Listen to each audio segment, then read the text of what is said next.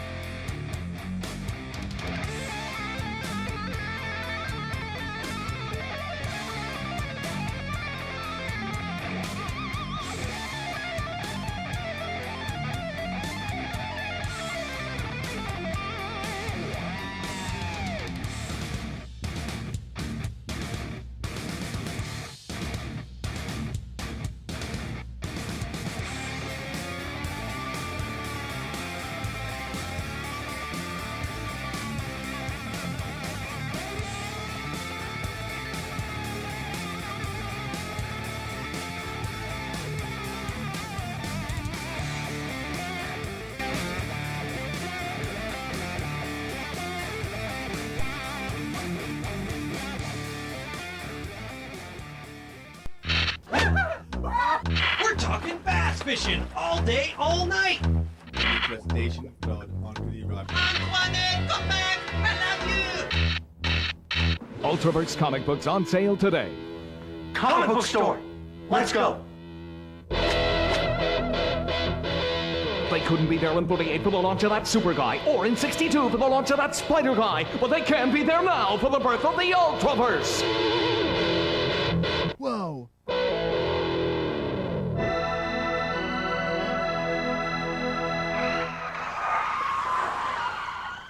Lines!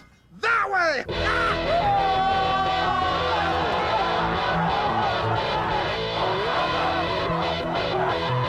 Prime Hard Case, first editions in comic shops June 16th.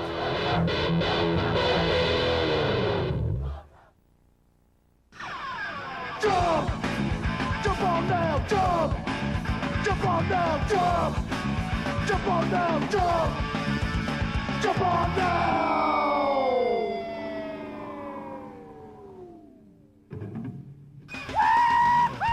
Ultraverse comic books. Now that's excitement. Superheroes. First editions. Jump on now.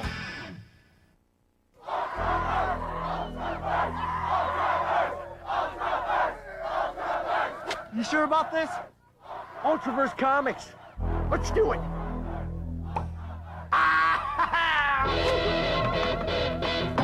They couldn't be be there in 38 for the launch of that super guy, or in 62 for the launch of that spider guy, but they can be there now for the birth of the Ultraverse. How bad you want it? How bad you want it? I want it! This way.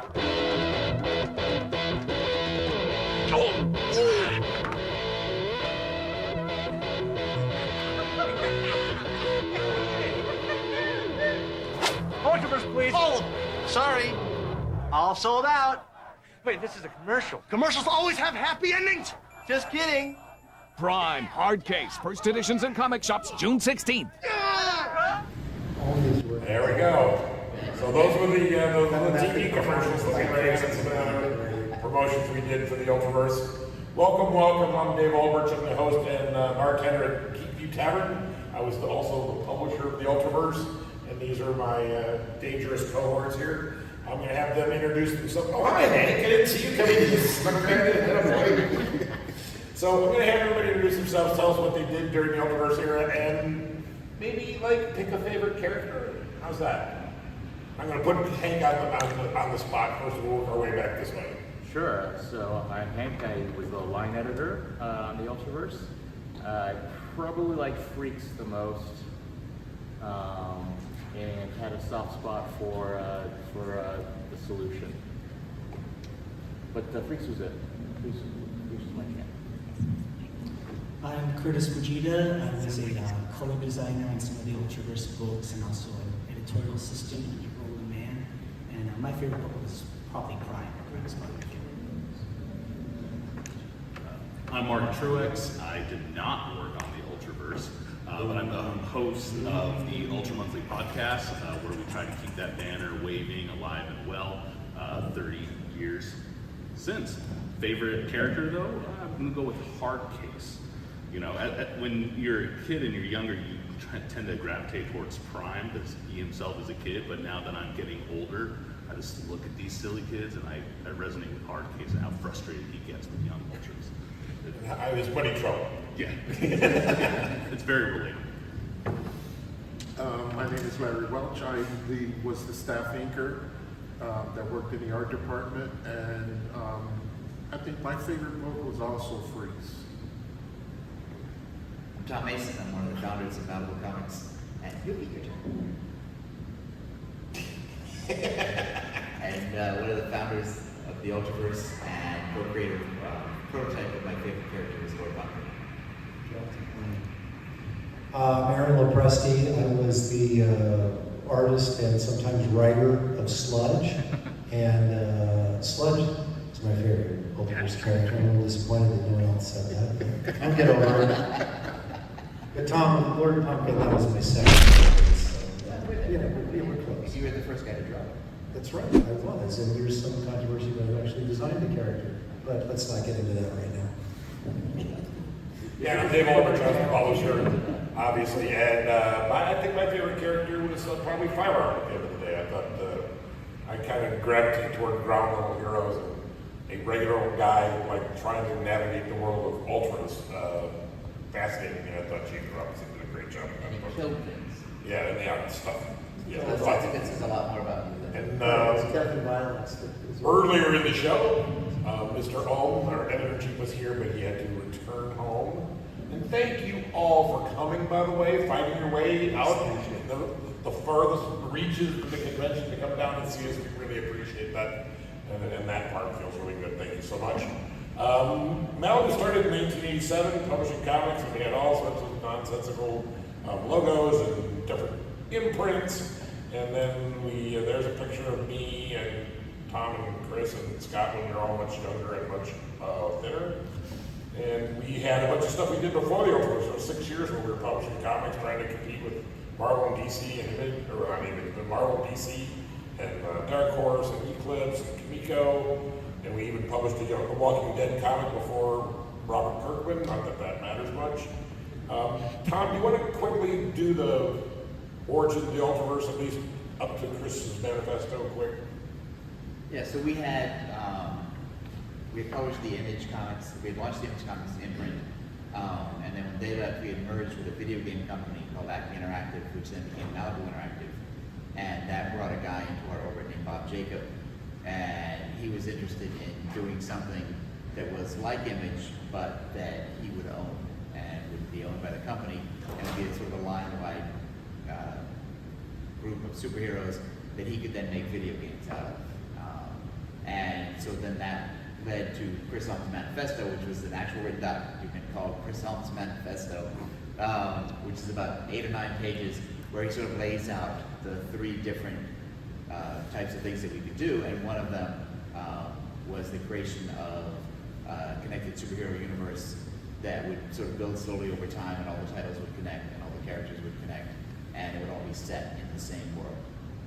And so from that became the Ultraverse. And it was originally called the Megaverse, and then we found out that had been trademarked by somebody else owned Megaverse, and they were not happy about us. They were not happy. So we still have Megaverse. Not before we made shirts first, though. We made T-shirts. I believe we had stationery, and we always had business cards. So the founders on the Malibu side were mostly the day-to-day executives and top editors, and then we had Mike Barr, Steve Englehart, Steve Gerber, James Hudnall, Gerard Jones, James Robinson, and Welch as the co-writers. Almost all of those guys showed up at Scottsdale, Arizona to sit in a ballroom much smaller than this and work out the details of what exactly we were creating. And in order to get the industry on board, we had a big party at Westlake Village. I think even Aaron was there. I was there. Yeah, and we all talked to everybody, retailers and the fan press, and we talked to a bunch of other creative people, and we took them all to Universal Studios, and that was basically the launch of the Ultraverse. And I'm going to go through the rest of the stuff as quick as I can. I don't think anybody's done half the things that we did to promote and advertise and market the Ultraverse. We had giant bus benches, we had ads on benches, we did tons and tons of ash canvas giveaways and ways to build interest. And then when we launched Prime #1 in June of 1983, just a little over 30 years ago, the initial orders for Prime were 290,000 copies, which is, not almost unheard of today. And then we also launched Prime a hard case the same week. It had just a little bit less sales. And then we did Strangers #1 a week later, followed by UltraMonthly. Hey, tell them what UltraMonthly was. I think this wasn't this one of Danko's brainchilds? I think we thought of it I think we got it. We came up with it at the original Ultraverse conference.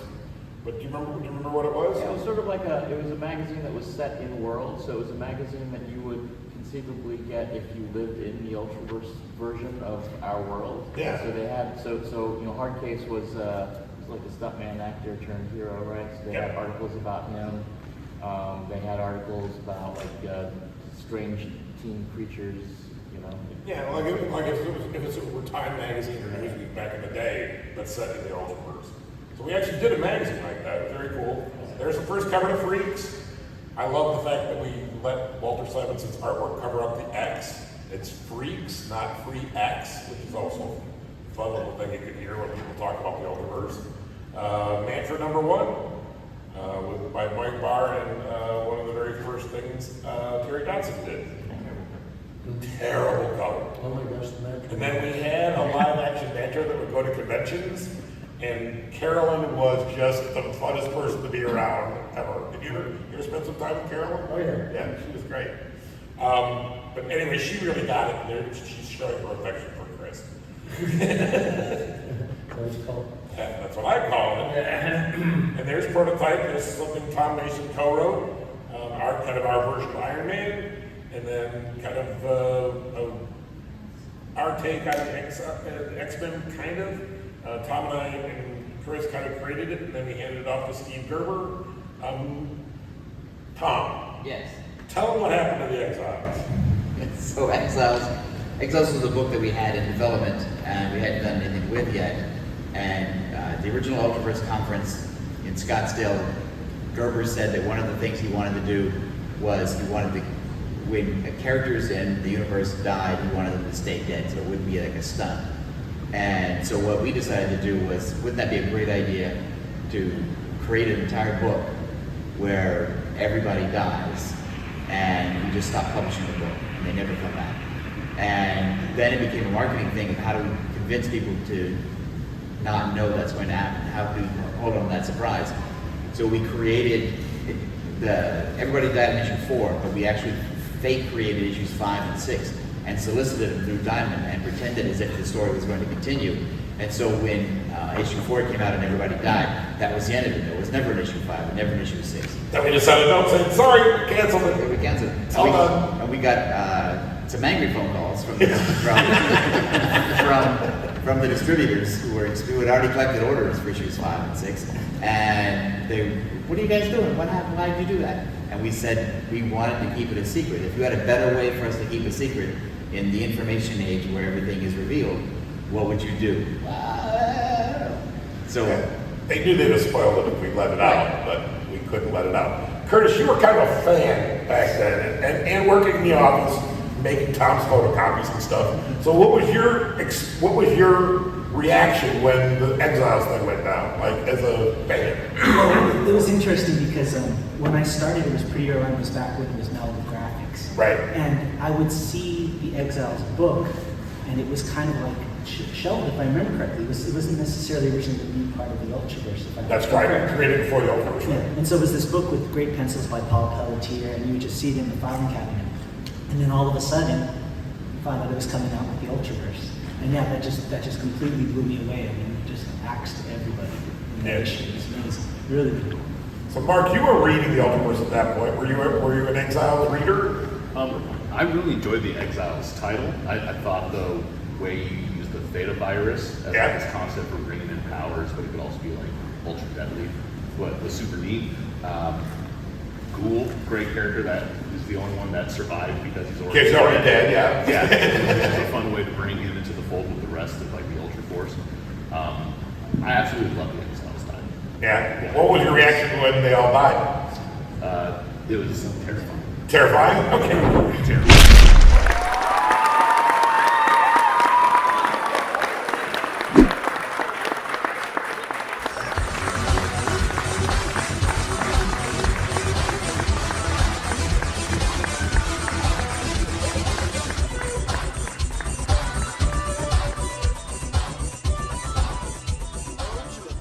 Thanks for visiting Geek View Tavern. Remember to like, share, subscribe, and click the bell to get notified. Come back soon.